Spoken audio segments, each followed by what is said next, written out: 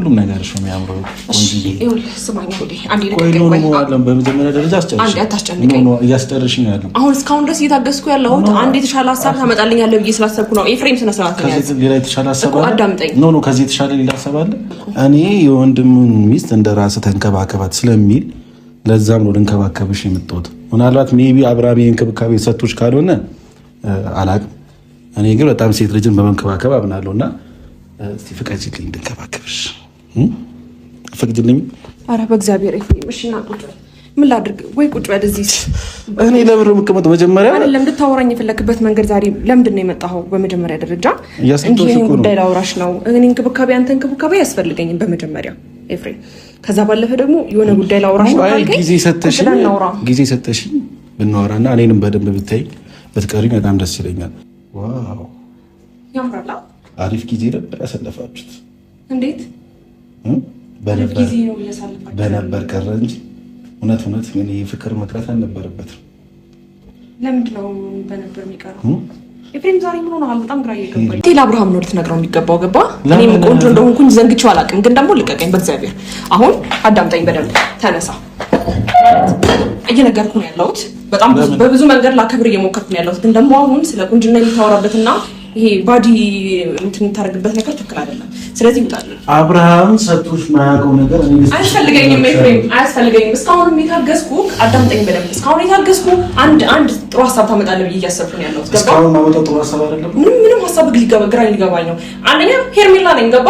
መች ነው የምትረጅኝ? እኔ እያመጣሁት ያለው ሀሳብ መች ነው የምትረጅኝ? እሺ ምንድን ነው ሀሳብህ? እንዴ መች ነው ልትረጅኝ እኮ? ሀሳብህ ይሄ ነው እንዴ? ቆም ብለሽ ራሱ እኮ እያሰብሻለሁ። የኔ ነገር ግድ እየሰጠሻለሁ እኮ ከሄርሜላ ጋር አሁን መጥቼ አብርሃም ነው እያልሻለሁ። እኔ እስካሁን አብርሃም ስማራ ነው እሱ ማለት አንቺን ለማግኘት አንቺን ለማውራት ነው የመጣሁት። እኔ ደግሞ ከአብርሃም ውጪ ካንተ ጋር ምንም የሚያገናኘኝ ነገር የለም። አግራ ገባኸኝ እኮ ኤፍሬም።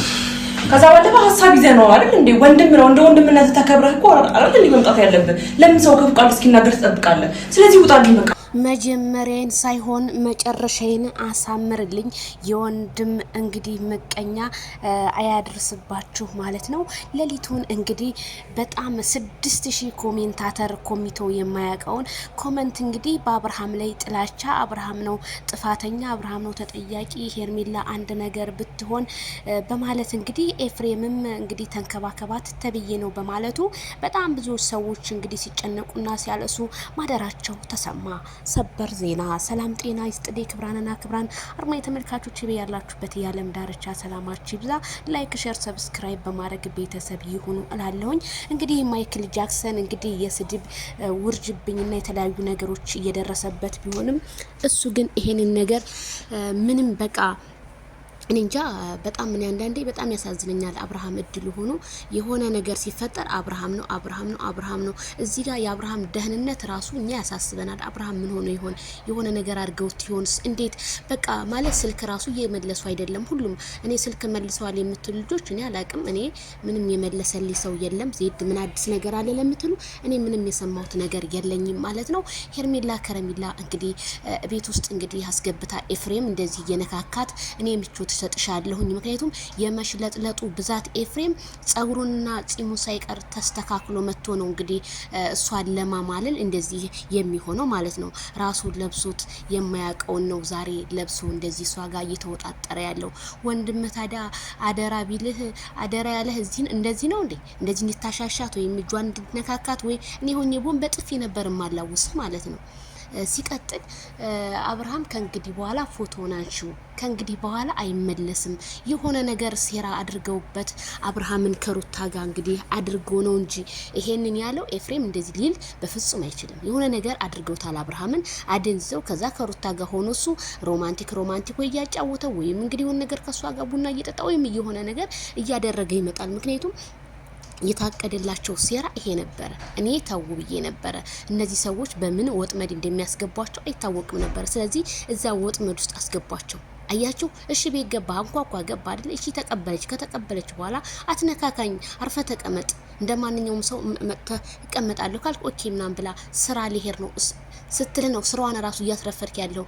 የቤቷን እቃዎችን እየነካካ ይሄ በዚህ በኩል ሊሆን ይሄ በዚህ በኩል እኔ ምቾት ሰጥሻለሁ አብርሃም ምቾት አልሰጠሽም እያልክ አብርሃም ምቾት ይስጣት አይስጣት አንተ ምን አሳወቀ? ምቾት ሰጥቷት መስሎኝ እንደዚህ ቅብርር ብላ ዝንጥ ብላ የምትኖረው ማለት ነው። በጣም ነው ግን ኤፍሬም የሚያሳፍረው። እኔ እንደዚህ አይነት ወንድም እኔ አይቼ ሰምቼ ማላቅ። ምክንያቱም ብዬ ነበር ለምን እንዳማራጭ ዋርሳ ሩታ ጋቶንም ብዬ ነበር። አየ ሩታ ልጅ ስላላት ሩታ መንካት አትፈልግም። እዚሽ ጋር ግን መተ ምንም ልጅ ስለሌላት አንተ እሷ ጋር መተ መላላስን ነው የፈለገው። ሄርሜላ ደግሞ ያቺ ሴት አይደለችም። ካሜራ ኢቭን እንኳን ካሜራ አለ ያለች እንኳን በቃ ልብህም ሞልተ ነው ምንም ሳትደነግጥ እየነካካት የነበረው። ይሄ ደግሞ በጣም የኤፍሬም ጥፋት ነው እንጂ ያንተ የአብርሃም ጥፋት አይደለም። አብርሃም የሚስቱን ቤት ቢያሳውቅ ምንም አይደለም ቢያስታውቅ።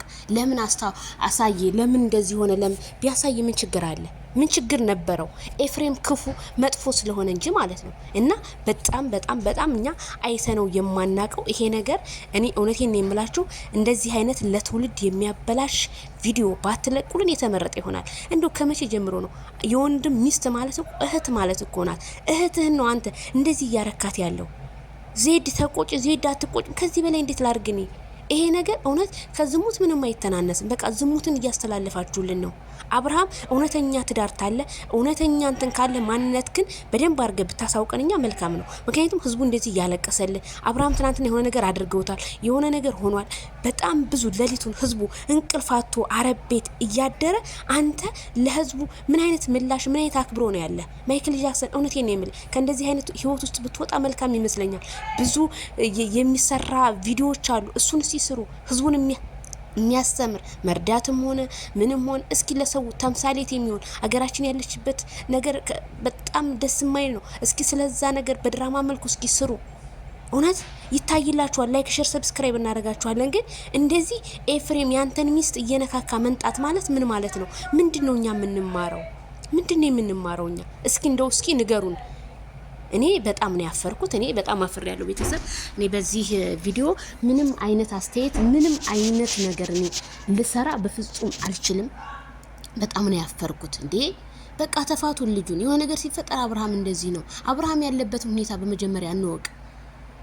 ሄርሜላ ራሱ ማስገባት አልነበረባትም። ኦኬ ተሳሳተች። የሰው ልጅ መቼም የማይሳሳት የለም። ተሳስታለች። እሺ ስህተቷን ነገ ተነገ ወዲያ ታርማለች ብለን እናምናለን። ግን እኛ ተው ከነዚህ ሰዎች ተጠበቁ ስንላቸው እነሱ ግን ሊጠብቁ አልቻሉም። ህፃን ልጆች ናቸው እንዴ? ጣታቸውን ይጠባሉ እንዴ? ከነሱ ለምንድን ነው መራቅ የማይፈልጉት? ለምን ከነሱ ጋር ቪዲዮ አለመስራታቸውን ለምን አይተውም? ኤፍሬም ሲጀመር አንቺ ጋር ሲመጣ ይሄ ልጅ የሆነ ሴራ አስቦ እንደሆነ እወቂ። በቃ በአሁኑ ሰዓት እኮ አልታመነም። ዛሬ በጣም ያለንበት ጊዜ ቤተሰብ የኛ ጊዜ በጣም አስፈሪ ነው። እውነት እኔ እንጃ በጣም እኔ እውነት ዱዓ ጸሎት ልናደርግ ይገባል። በጣም የኛ ዘመን የአኺራ ዘመን የደረስ ነው። በጣም ከባድ ነው፣ አስፈሪ ነው። የትኛው ሰው ነው የሚታመነው? በአሁን ላይ የሚታመን ሰው የለም። ሰውን አትመኑ። በቃ ሰውን ቀብራችሁ ነው ማመን ያለባችሁ እንጂ ይሄ እንትና ነው ይሄ ምን በፍጹም ልታምኑት አይገባም። በቃ ህዝቡ ተበላሽቷል። እኔ ጊዜ ይሁን አላቅ ለምን እንደሆነ እንዴት አንድ ወንድ በዚህ ልክ መርከስ፣ በዚህ ልክ የወንድምክን ሚስት ሄደ ማሻሸት? ሼም ኦን ዩ ኤፍሬም። ምንም አላማረብህም።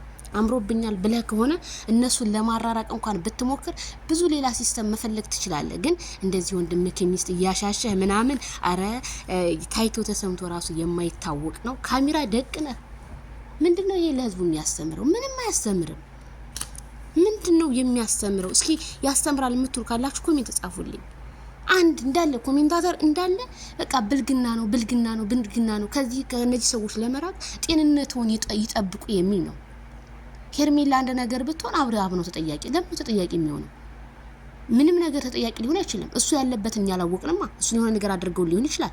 በመጀመሪያ አስቡ፣ ቆም ብላችሁ።